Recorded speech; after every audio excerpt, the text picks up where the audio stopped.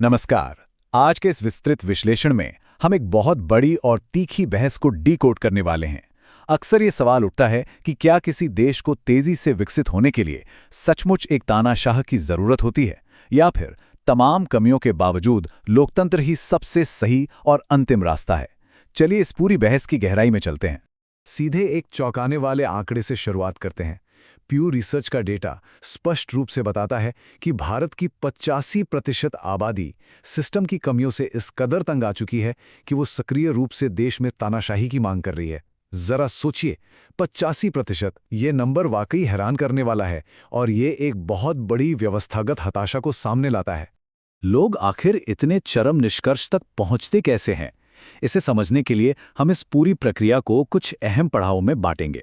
शुरुआत लोकतंत्र की रोजमर्रा की निराशाओं से करेंगे, फिर इसके मूल ढांचे की खामियों को समझेंगे, वहां से तानाशाही के खौफनाक सच का पर्दाफाश करेंगे और अंत में इसके असली समाधानों पर बात करेंगे। तो सबसे पहले बात करते हैं उस हताशा की जो आम नागरिक इस लोकतांत्रिक प्रक्रिया में हर रोज महसूस करते हैं। अगर जमीनी हकीकत पर नजर डालें तो कारण साफ नजर आता है। मतलब स्थानीय स्तर पर ऑनलाइन उपस्थिति और जवाबदेही से बचने के लिए शिक्षकों का विरोध हो, हाईवे जाम करने वाले प्रदर्शन हो, या फिर दशकों तक अटके पड़े विशाल इंफ्रास्ट्रक्चर प्रोजेक्ट्स, कई बार ऐसा लगने लगता है कि लोकतंत्र में विरोध करने का अधिकार असल में राष्ट्रीय विकास की तेज रफ्तार पर एक बहुत बड़ा ब्रेक लगा देता है। लेकिन बात सिर्फ लेट लतीफ़ी की नहीं है। समस्या थोड़ी और गहरी है और ये लोकतंत्र के मूल ढांचे में ही मौजूद है। इस बारे में खुद भारतीय संविधान के निर्माता डॉक्टर बी.आर. अम्बेडकर ने कितनी बड़ी चेतावनी दी थी। 1953 के एक इंटरव्यू में उन्होंने स्पष्ट कहा था कि अगर मतदाता किसी शिक्षित और योग्य उम्मीदवार को परखने के बजाय आंख बंद करके सिर्फ पार्टी के चुनाव चिन्ह को वोट देते हैं, तो लोकतंत्र सिर्फ नाम का रह जाएगा, महज एक खोखला ढांचा। खैर, ये तो हुई व्यवहारिक बात, लेकिन क्या आपको पता है कि गणित के नजरिए से भी लोकतंत्र में एक बड़ी खामी है? 1951 में अर्थशास्त्री केनेथ एरो ने गणितीय रूप से यह साबित कर दिया था कि बहुमत की सच्ची संतुष्टि को मापने में लोकतंत्र मूल रूप से त्रुटिपूर्ण है। कोई भी वोटिंग सिस्टम ऐसा नहीं है जो 100% सटीक हो। एरो का ये विरोधाभास आखिर है क्या? इसे एक उदाहरण से समझते हैं। मान लीजिए चुनाव में कोई उम्मीदवार केवल 34% वोटों के साथ जीत जाता है। सुनने में तो ये एक जीत है, लेकिन ध्यान देने वाली बात यह है कि पूरे 66% मतदाता उस उम्मीदवार को सत्ता में चाहते ही नहीं थे। एक बहुत बड़ा बहुमत इसी सिस्टम के कारण खुद को पूरी तरह से अनदेखा महसूस करता है। और इन्हीं सब रोजमर्रा की कमियों और निराशाओं के बीच एक मजबूत तानाशाह नेता का विचार अचानक बहुत लुभावना लगने लगता है। लोग अक्सर सत्तावादी देशों का तेज विकास देखते हैं और हैरान रह जाते हैं। बाहर से देखकर लगता है कि वाह, 10 दिन में अस्पताल बन रहे हैं, सड़कें एकदम साफ हैं। लेकिन इस चमचमाती धारणा की एक बहुत खौफनाक मानवीय कीमत भी है। एक ऐसी कीमत जिसे नागरिक आज़ादी छीनने के रूप में चुकाया जाता है और जो कभी न्यूज़ चैनलों की सुर्खियों में नहीं आती। तो आइए अब जरा इस भ्रम को पूरी तरह से तोड़ते हैं। उन देशों की जमीनी हकीकत का पर्दाफाश करते हैं जिनकी सख्त कार्यक्षमता की अक्सर इतनी तारीफ होती है। हाँ, चीन का बुनियादी ढांचा शानदार है, बिल्कुल, लेकिन इसकी कीमत? लोगों की डिजिटल और शारीरिक स्वतंत्रता। वहां द ग्रेट फायरवॉल के कारण यूट्यूब और गूगल का इस्तेमाल पूरी तरह बैन है। अगर सरकार के खिलाफ कुछ बोला तो सोशल क्रेडिट स्कोर तुरंत गिर जाता है, जिससे नौकरी और यात्रा तक छिन जाती है। यहां तक कि जैक मा जैसे शक्तिशाली अरबपति रातों रात गायब हो सकते हैं।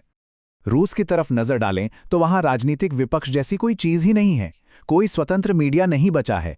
जो भी सत्ता से सवाल करता है, चाहे वो देश का सबसे अमीर इंसान ही क्यों ना हो, उसे या तो सालों के लिए जेल में डाल दिया जाता है या फिर उनकी रहस्यमय तरीके से मौत हो जाती है। और उत्तर कोरिया का सच तो रोंगटे खड़े कर देने वाला है।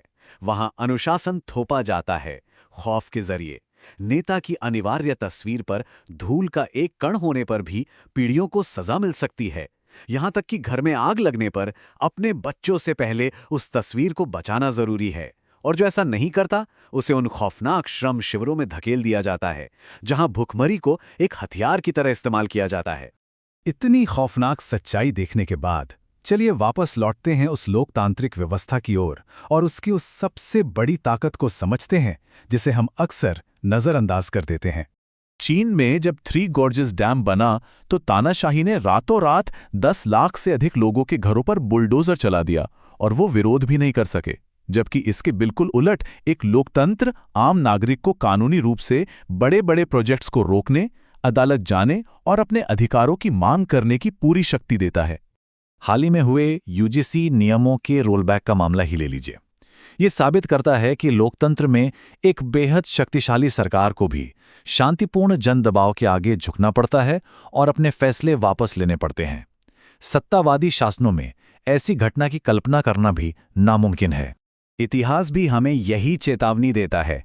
हिटलर या गद्दाफी जैसे तानाशाह भले ही शुरुआत में भारी आर्थिक उछाल और तेज विकास लाए हों, लेकिन अनियंत्रित शक्ति अंततः विनाशकारी पतन की ओर ही ले जाती है। एक ऐसा भयानक पतन जिससे उभरने में पूरे राष्ट्र को कई पीढ़ियां लग जाती हैं। इसलिए अगर प्रेरणा ही लेनी है तो विनाशकारी तानाशाहों के बजाय जापान को क्यों न देखें।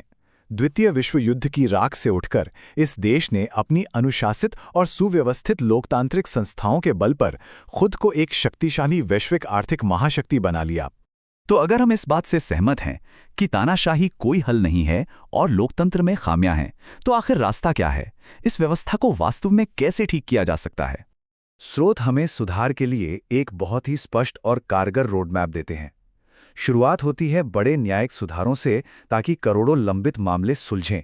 फिर ज़रूरत है इंफ्रास्ट्रक्चर प्रोजेक्ट्स में पारदर्शी जवाबदेही तय करने की।